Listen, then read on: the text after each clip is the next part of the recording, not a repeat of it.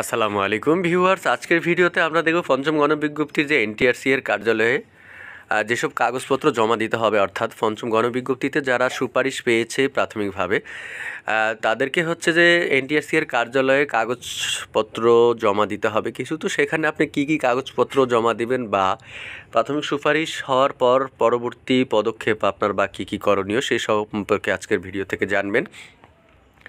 চলুন আমরা দেখে আসি যে পঞ্চম গণবিজ্ঞপ্তিতে নিয়োগের প্রাথমিক সুপারিশ পাওয়া শিক্ষকদের শিক্ষাগত যোগ্যতা সকল সার্টিফিকেট জমা দিতে হবে। একই সাথে অর্জিত সনদের নম্বরপত্র জমা দিতে হবে, অর্থাৎ আপনার মার্কশিট এবং সনদপত্রের কথা বলছে। আগামী 7 জুলাই থেকে 25 জুলাইয়ের মধ্যে এসব কাগজপত্র জমা দেওয়ার নির্দেশনা দেয়া হয়েছে।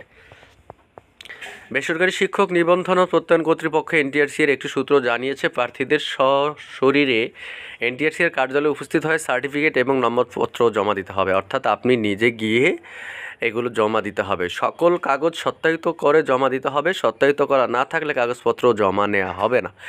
আপনি সকল কাগজপত্র সত্যায়িত করে তারপরে হচ্ছে এনটিআরসি এর কার্যালয়ে জমা দিতে হবে। জানা গেছে, প্রার্থীদের এসএসসি দাখিল ও এসএসসি আলিম সমমান স্নাতকোত্তর এবং শিক্ষক নিবন্ধনের সনদ ও নম্বরপত্রের সত্যায়িত কপি জমা দিতে হবে। একই সাথে জাতীয় পরিচয়পত্রের সত্যায়িত কপি জমা দিতে হবে, অর্থাৎ আপনার সার্টিফিকেট, নম্বরপত্র, আপনার এনটিআরসি এর সনদ এবং আপনার ন্যাশনাল আইডি কার্ড এগুলোর ফটোকপি সত্যায়িত করে আপনি জমা দিতে পারবেন। কারো কোনো কাগজপত্র পাওয়া না গেলে ওই প্রার্থীকে নিয়োগ চূড়ান্তর সুপারিশ করা হবে না। অর্থাৎ সাবধান, আপনি অবশ্যই আপনার কাগজপত্র নির্ধারিত যে তারিখ দেয়া হয়েছে তারিখের মধ্যে জমা দেবেন। গত 11ই জুন পঞ্চম গণবিজ্ঞপ্তির প্রাথমিক সুপারিশের ফল প্রকাশ করা হয়। এতে নিয়োগের সুপারিশ পান 22,000-এর কিছু বেশি প্রার্থী। যদিও 97,000 বেশি শিক্ষক নিয়োগের বিজ্ঞপ্তি প্রকাশ করেছিল এনটিআরসিএ আগে। গত 31শে মার্চ বেসরকারি শিক্ষা প্রতিষ্ঠানের যেখানে 96,736টি পদে শিক্ষক নিয়োগের গণবিজ্ঞপ্তি প্রকাশ করা হয়, সেখানেই কিন্তু আপনারা আবেদন করেছেন এবং সেখানে আপনাদের প্রাথমিকভাবে সুপারিশ করা হয়েছে। তো ভিউয়ার্স, আপনারা এনটিআরসি এর কার্যালয়ে গিয়ে যে সকল কাগজপত্র জমা দিবেন আশা করি আপনারা বুঝতে পেরেছেন।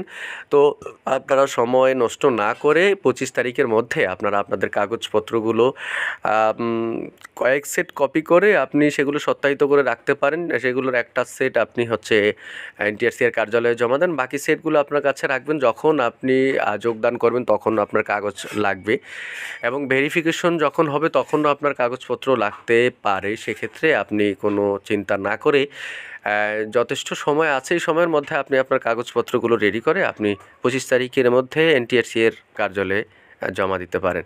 তো এছাড়াও এনটিআরসি এর সকল তথ্য পেতে কিংবা এই পঞ্চম গণবিজ্ঞপ্তিতে যারা প্রাথমিকভাবে সুপারিশ হয়ে পেয়েছেন, আপনারা পরবর্তী যে করণীয় সেগুলো জানতে কিংবা যোগদানপত্র লিখতে কিভাবে আপনি যোগদানপত্র লিখবেন বা জমা দিবেন সব কিছু জানতে আপনারা এখনও আমার চ্যানেলটি সাবস্ক্রাইব করুন, তাহলে সবার আগে আপনারা আমার চ্যানেল থেকে জানতে পারবেন।